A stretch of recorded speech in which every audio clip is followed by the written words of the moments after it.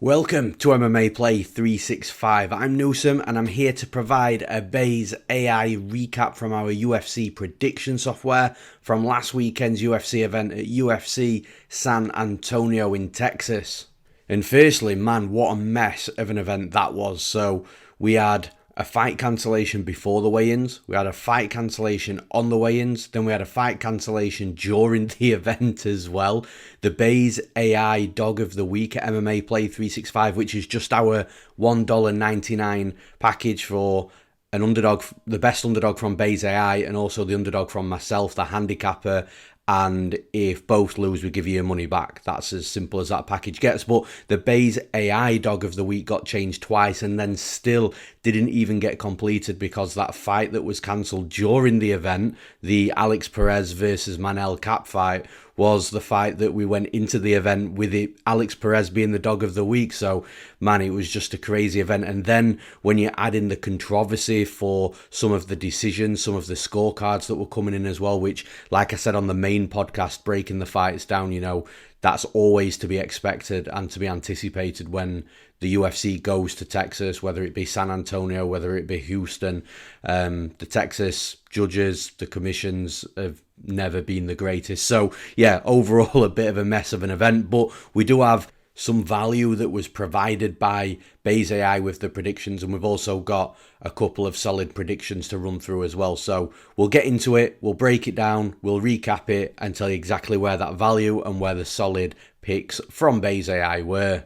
And we start with Lucas Alexander versus Steven Peterson. Now, Lucas Alexander was actually my dog of the week. You know, I bet Lucas Alexander as well. He was an official bet at plus 150.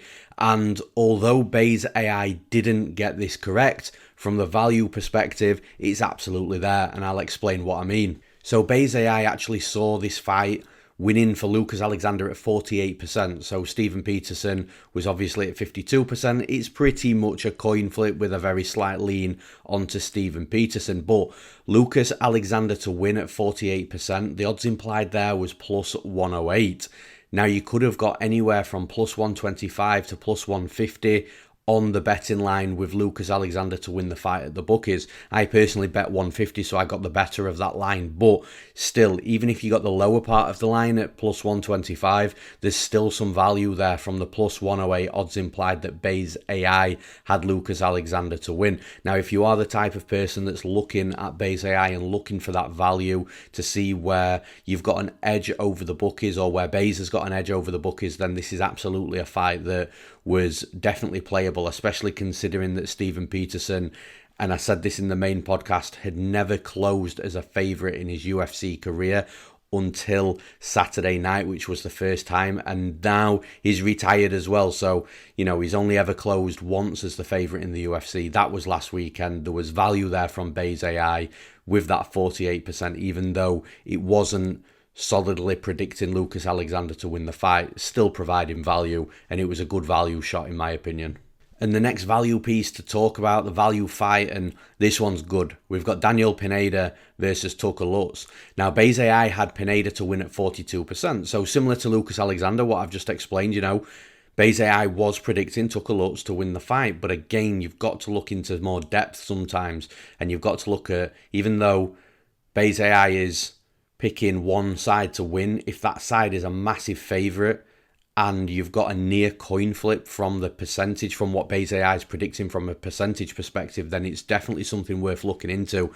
And that's exactly what we've got here with Daniel Pineda. So Pineda to win 42%, the odds implied there are plus 138. So Base AI is saying that, you know, Pineda should be a solidified underdog, but not a massive underdog. Now, if you go to the bookies, or if you went to the bookies after seeing Pineda at 42%, you could have got plus 240, plus 250 on Daniel Pineda. So there's a ton of value just on the straight money line of Daniel Pineda from what Base AI is saying his likelihood of him winning the fight is compared to what you're getting at the bookies. But then we can go one step further. So Daniel Pineda to win inside the distance is a popular prop play for a lot of people, and it's a popular market because it gives you the knockout, it gives you the submission, and it gives you the DQ as well.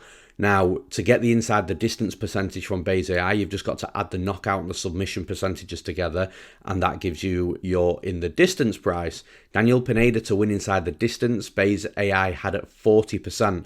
So considering that if Pineda wins a fight, he's finished every single professional fight that he's won, which I think is 28 fights. So I think he's won 28, and I'm pretty sure that's 28 finishes. And the percentages reflect this as well, because there's only a 2% difference between a Pineda win and a Pineda inside the distance. So now you got to start, if you're interested in Pineda, at this point you've got to start really thinking about what you want to do, because at 40% the odds implied is plus 150. At the bookies you're getting plus 300 to plus 350. So if you were thinking, for the sake of 2%, I want a better value on my bet, I want a bigger price in regards to the odds at the bookies, then you would jump straight on inside the distance.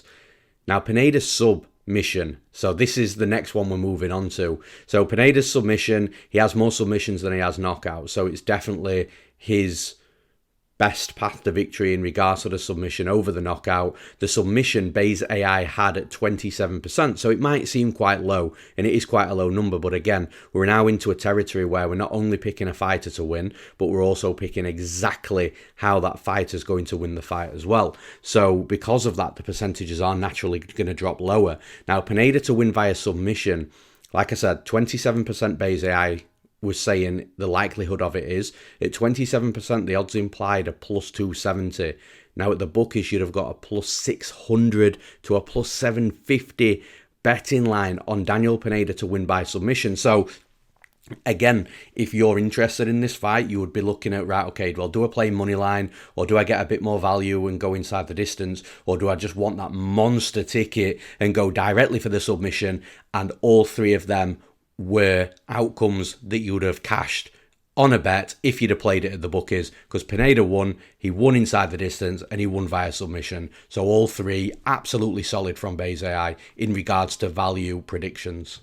And the final fight in the value section that I want to talk about, and this is, I don't know, we'll call it a reverse value prediction and a reverse value recap, shall we say. And the reason I'm calling it a reverse is because it was a correct prediction by Bayes AI in regards to who the fighter was that Bayes AI predicted to win, but there was absolutely no value on it whatsoever, to the point where Bayes AI actually nailed the fight in regards to the percentage prediction. So let's get into it. We've got Maycee Barber versus Andrea Lee. Now, Maycee Barber to win was at 50.22%. So the reason I haven't rounded that up or down, which I normally do with the percentages, is just because I want to outline how close that was to where Bayes AI was seeing it as a coin flip, a pick and fight. So Maycee Barber at 50.22% is basically just like flipping a coin with the tiniest of edges going over to Barber. So again, technically a correct prediction, but at 50.22%, the odds implied there is minus 101. So just outside of plus money. Barber on the betting lines was anywhere between minus 280 and minus 300, so she was quite a big favourite.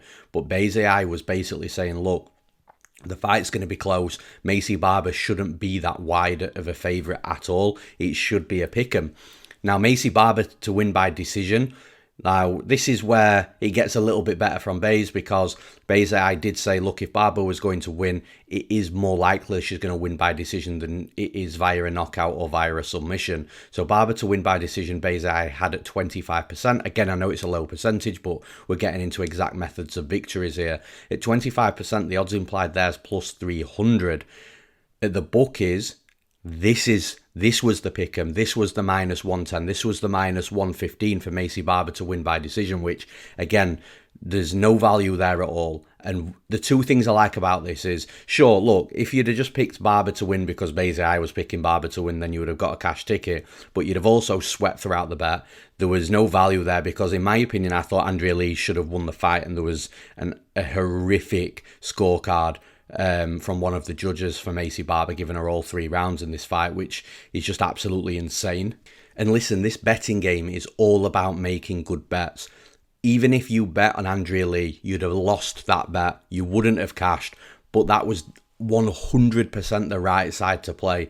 And long term, over time, betting these big dogs in the close split decisions is going to be profitable. So yes, if that's the way that you're playing, if that's the way that you bet, which it should be, if you are a long-term gambler and looking to beat the bookies long-term, then Andrea Lee probably would have been the bet looking at these percentages, because Barber at minus 300, when Maycee was saying she should have been a coin flip, was just, something you would have absolutely stayed away from and probably bet Andrea Lee the other side because of that value on Andrea Lee. And like I say, my opinion, I thought she should have won the fight, but she didn't. So this is one of these reverse value plays where, at worst, it might have just told you to stay away from the fight, and again, watching the fight, you probably would have been happy staying away from it, considering how the fight played out and how close it was. So yeah, a reverse value play, shall we say, from Maycee there, but one that I enjoy quite a lot because Maycee just absolutely nailed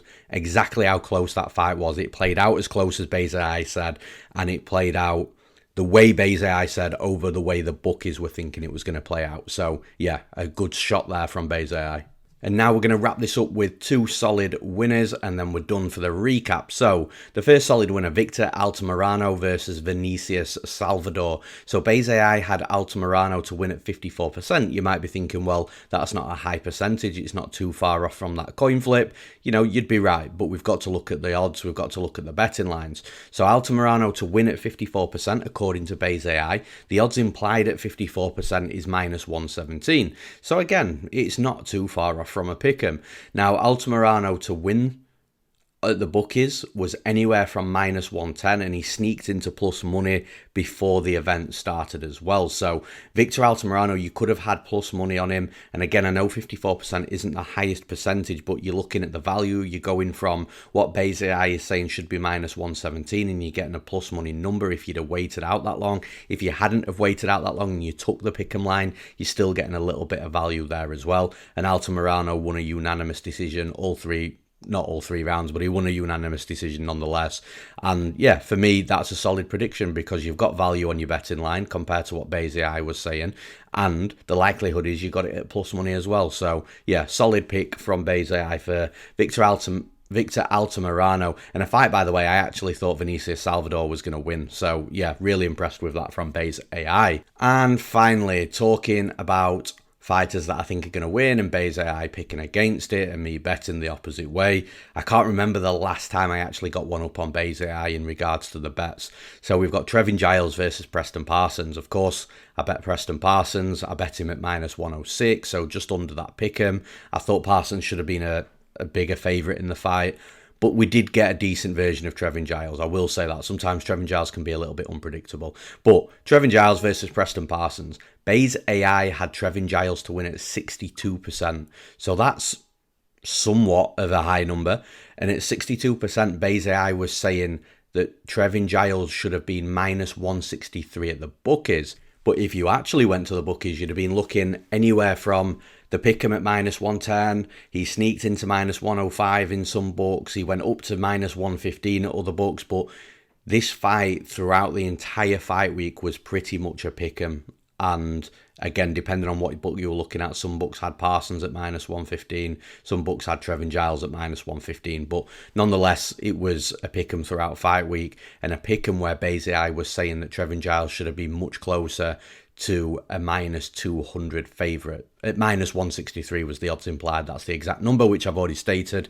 And again, for me, I think that was a solid winner because, yes, the fight was close. Yes, I thought Preston Parsons probably should have got that split decision. But when you're looking at where Maycee is saying Trevin Giles should have been at and the number you actually get him at, and then he goes and wins in Texas as well, it does constitute absolutely as a solid prediction. And like I say, Giles did look a lot better than he's looked in his last previous fights as well. So all in all, another solid winner, solid prediction from Maycee, and one that would have cashed your betting ticket, and one that you did and would have got value on if you'd have bet it from where Maycee was saying that the likelihood, the probability is of Trevin Giles winning the fight to where you get in the odds at the bookies as well. So all in all, I think it was a decent event by Maycee, not one of its best, but considering what we had to deal with, losing 3 fights, losing 2 dogs of the week as well, and then we've got some terrible scorecards, some questionable decisions as well, which, like I said, you're always going to get in Texas. I think considering everything, bit of a mess of an event, only 10 fights, and the cancelled fights that affected the dogs of the week as well. You know, I think it could have been a lot worse from Base AI, and I think some handicappers, including myself, had a tough time as well. So all in all, happy. We've got a 1 week break next week, and then we'll be back with a recap after the monster UFC 287 card, which will be headlined by the rematch between Alex Pineda and Israel Adesanya. So we'll be back for a recap with that from Base AI after that event. And until then, I'm Newsome. Thanks for listening. We'll see you again next time.